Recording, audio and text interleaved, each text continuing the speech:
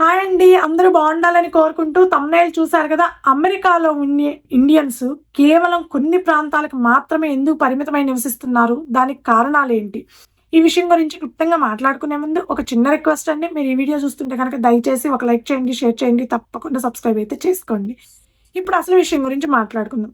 అమెరికాలో 50 స్టేట్స్ ఉన్నాయండి. అందులో కేవలం 10-20 స్టేట్‌ల్లో మాత్రమే మనం ఇండియన్స్‌ని చూస్తాం. చాలా స్టేట్స్‌లో మన ఇండియన్స్ అసలు ఉండను గూడా ఉండరు. దానికి కారణాలేంటి? నాకు తెలిసిన కొన్ని కారణాలైతే నేను మీతో షేర్ చేసుకోవాలనుకుంటున్నానండి. అందులో మొదటిది జాబ్స్. మనకి ఇండియా నుంచి ఎవరైనా వస్తున్నారు అమెరికాకి జాబ్ చేయడానికి అనంటే 80-90% ఐటీ జాబ్ చేయడానికే వస్తుంటారు. లేదంటే ఐటీ రిలేటెడ్ జాబ్స్ చేయడానికి వస్తూ ఉంటారు. సో, అలాంటి వాళ్ళు ఐటీ కంపెనీస్ ఎక్కువగా ఏ స్టేట్స్‌లో అయితే ఉన్నాయో, ఆ స్టేట్స్‌లో మాత్రమే ఎక్కువగా మనం చూస్తూ ఉంటాం. అందులో మొదటి స్థానంలో ఉండేది కాలిఫోర్నియా. కాలిఫోర్నియా మనందరికీ తెలిసిందేనండి. IT hub. ఇప్పటికి కూడా అమెరికాలో సాఫ్ట్‌వేర్ జాబ్‌లు కాలిఫోర్నియాలో ఉన్నన్ని సాఫ్ట్‌వేర్ జాబ్‌లు ఇంకా వేరే స్టేట్‌లో ఎక్కడా ఉండవు. అంత హ్యూజ్ ఐటీ హబ్ అనమాట కాలిఫోర్నియా. సో, ఎవరైనా మనకి 1995-2010 మధ్యలో మీరు ఎవరినైనా అడిగి చూడండి. ఎక్కడికెళ్తున్నావు అనంటే కాలిఫోర్నియా. సాఫ్ట్‌వేర్ జాబ్ అక్కడొచ్చింది అని చెప్తారు. సో, అంత హై లెవెల్‌లో ఉండేయన్నమాట ఐటీ జాబ్స్ అక్కడ.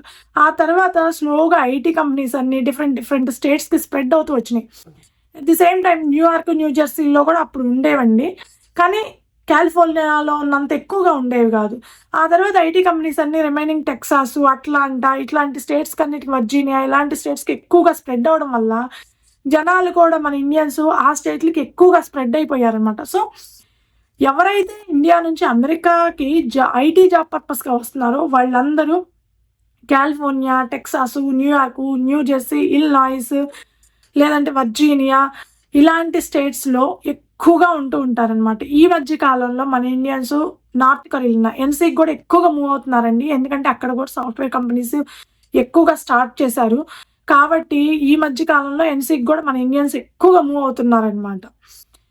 ఇకపోతే రెండవది వెదర్ కండిషన్స్. అమెరికాలో 50 స్టేట్‌ల్లో డిఫరెంట్ డిఫరెంట్ వెదర్ కండిషన్స్ ఉన్నాయండి. కొన్ని స్టేట్స్‌లో అయితే ఎక్స్‌ట్రీమ్ హాట్‌గా ఉంటుంది. మనం ఒక్క రోజు గూడా ఉండలేము.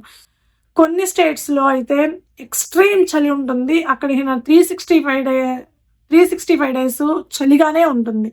సో, అలాంటి ప్లేసుల్లో కూడా మన వాళ్ళు ఉండడానికి పెద్దగా ఇష్టపడరు. సో, ఎక్కడైతే ఆహ్, వాళ్ళ ఆలోచనకి తగ్గట్టుగా ఎన్విరాన్మెంట్ ఎక్కడైతే బావుంటుందో అక్కడ మాత్రమే మనం ఇండియన్స్‌ని ఎక్కువగా చూస్తూ ఉంటాం. అందులో మొదటి స్థానంలో ఉండేది కాలిఫోర్నియా, అట్లాంటా అండి. కొంచెం అది బెంగుళూరు వాతావరణం లాగా ఉంటుంది. సో, ఆ 2 స్టేట్స్‌లో బెంగుళూరు వాతావరణాన్ని ఇష్టపడేవాళ్ళు, కొంచెం చల్లగా ఉండాలనుకునేవాళ్ళు ఆ స్టేట్స్‌లో ఉంటారు. కొంచెం డ్రైగా ఉండాలి, బావుండాలి, ఎండ ఎక్కువగా ఉండాలి, మన ఇండియన్ వాతావరణం లాగా ఉండాలి అనుకునేవాళ్ళు టెక్సాసు, ఎన్‌సీల్లో ఎక్కువగా మనం చూస్తూ ఉంటాము. ఇకపోతే కొంతమంది 4 సీజన్స్ మేము ఎంజాయ్ చేయాలనుకుంటున్నాం. మాకేం ప్రాబ్లమ్ లేదు అనుకునేవాళ్ళు మేమంటే మిషిగన్‌లో గానీ, చికాగో గానీ, ఒహాయోలో గానీ అన్ని ఈ న్యూయార్క్, న్యూ జెర్సీలో, వర్జీనియాలో, మేరీలాండ్ ఇలాంటి స్టేట్స్‌లో స్ప్రెడ్ అయ్యి ఉంటారండి. ఫ్లోరిడాలో గూడా ఎక్కువగా ఉంటుంటారండి. అది కొంచెం హాట్‌గా ఉంటుంది. ఫ్లోరిడా గూడా మనకి టెక్సాస్ లాగే హాట్‌గా ఉంటుంది. సో, అక్కడ గూడా ఎక్కువగా ఇండియన్స్ ఉంటూ ఉంటారు. కాకపోతే ఈస్ట్ కోస్ట్ స్టేట్స్ అంటారండి వీటిని. New York, new Jersey, Michigan, Chicago, ఈ ఒహాయో లేదంటే వర్జీనియా ఇవన్నీ ఏందంటే మంచు పడుతూ ఉంటుంది. ఆల్‌మోస్ట్ 4-5 మంత్స్ మీరు హౌస్ అరెస్ట్ అయినట్టే. మీకు బాగా అవసరం ఉంటే తప్ప బయటికి వెళ్ళడానికి ఇష్టపడలేము. మైనస్ డిగ్రీస్‌లో ఉంటుంది వెదర్ అంతా. సో, అలా ఇష్టపడరు. మాకిష్టం లేదు ఇక్కడ అనుకునేవాళ్ళు డ్రైగా ఉండే ప్లేసెస్‌కి ఎక్కువగా ఫ్లోరిడా గానీ, టెక్సాస్ గానీ, ఎన్‌సికి గానీ మూవ్ అవుతుంటారు. కొంచెం చలైనా మాకు ఓకే. ఇట్లా బావుంది అనుకునేవాళ్ళు ఈ స్టేట్స్‌లో ఉంటారు. సో, అందువల్ల మేముండే ఈస్ట్ కోస్ట్ స్టేట్స్‌లో కూడా చాలా ఎక్కువగానే ఇండియన్స్ ఉంటూ ఉంటారు. ఇక్కడ కూడా ఐటీ జాబ్స్ ఉంటాయి. కాకపోతే కంపేర్ టు టెక్సాస్, కాలిఫోర్నియాతోటి కంపేర్ చేసుకుంటే కొంచెం తక్కువనే చెప్పాలి. బట్ ఉంటాయన్నమాట. ఈ వెదర్ కండిషన్స్, జాబ్స్ ఉంటాయి కాబట్టి ఇక్కడ ఉంటూ ఉంటారు. ఇకపోతే మూడవది ఇండియన్ కమ్యూనిటీస్ అండి. మన ఇండియన్స్ ఎవరైనా సరే ఇండియన్ కమ్యూనిటీస్‌లో ఉండడానికి మాత్రమే ఇష్టపడతారు. ఎందుకు అనంటే అమెరికన్ కమ్యూనిటీస్‌లో మన ఇండియన్స్ పెద్దగా ఇమడలేరండి. దానికి కారణం అమెరికన్ నైబర్స్ మంచి వాళ్ళైతే ప్రాబ్లమ్ లేదు గానీ, లేదంటే చాలామంది ఊరికే కంప్లెయింట్స్ ఇస్తూ ఉంటారు. ప్రతి చిన్నదానికి కొంచెం నాయిస్ వచ్చినా కంప్లెయింట్ ఇస్తారు. లేదంటే మనకి సొంత ఇల్లుండి వెనక బ్యాక్ యార్డ్‌లో మొక్కలేసుకోవాలన్నా ఇక్కడ ఎట్లా అంటే అండి, చాలా స్టేట్స్‌లో ఈ రూల్ ఉంది. బెడ్స్ లాగా వేసుకోవాలి. మనకి పొగనారేస్తారు గదా! బెడ్స్ లాగా చేసి, సో, చిన్న బెడ్స్ లాగా చేసేసి మొక్కలేసుకోవాలి. అలా చెయ్యకపోయినా కంప్లెయింట్ ఇస్తుంటారు. మన ఇంటికి 4 కార్లు ఎక్స్‌ట్రా వచ్చినా కంప్లెయింట్స్ ఇస్తుంటారు. దీనికి ఒక ఎగ్జాంపుల్ చెప్తానండి. ఒకామె చెప్పింది వాళ్ళకి ఇండివిడ్యువల్ హౌస్ అంట. సో, ఒకరోజు మామూలుగానే ఏదో చిన్న ఫంక్షన్ అంట. గెట్ టుగెదర్ లాగా ఒక చిన్న ఫంక్షన్ చేసుకుంటే వాళ్ళ ఇంటికి 7, 8 కార్లు వచ్చినాయంట ఎక్స్‌ట్రా వాళ్ళ 2 కార్లు గాక. వెంటనే ఆమె పోలీసులకు కంప్లెయింట్ ఇచ్చిందంట. ఇక్కడ మాకు చాలా డిస్టర్బెన్స్‌గా ఉంది. ఇన్ని కార్లు వచ్చున్నాయి అని చెప్పి. సో, అంటే రోడ్డు మీద గూడా పెడతారు. 10 కార్స్ ఎవరికీ ఇంట్లో పట్టవు గదండీ! కొంచెం రోడ్డు మీద గూడా ఒక సైడ్‌న పార్కింగ్‌లో పెడతారు గదా! అది గూడా వాళ్ళకి డిస్టర్బెన్స్ లాగా ఫీల్ అవుతారనమాట. సో, అలాంటి సిట్యుయేషన్‌లో మన వాళ్ళు పెద్దగా కంఫర్టబుల్‌గా ఫీల్ అవ్వరు గదా! సో, అందుకని అమెరికన్ కమ్యూనిటీస్‌లో ఉండకుండా ఇండియన్ కమ్యూనిటీస్‌లో ఉండడానికి మన వాళ్ళు ఎక్కువగా ఇష్టపడతారు. కాబట్టి ఇండియన్స్ ఎక్కువగా ఉండే స్టేట్స్‌లోనే కొత్తగా వచ్చేవాళ్ళైనా ఆల్రెడీ ఇక్కడ వచ్చి ఉంటున్న వాళ్ళైనా ఆ కమ్యూనిటీస్‌లో ఉండడానికి మాత్రమే ఇష్టపడుతూ ఉంటారనమాట. అందువల్లే కొన్ని స్టేట్స్‌కి మాత్రమే పరిమితమై మన ఇండియన్స్ ఎక్కువగా ఉంటూ ఉంటారు. ఇకపోతే 4వది హిస్టారికల్ ఇమిగ్రేషన్.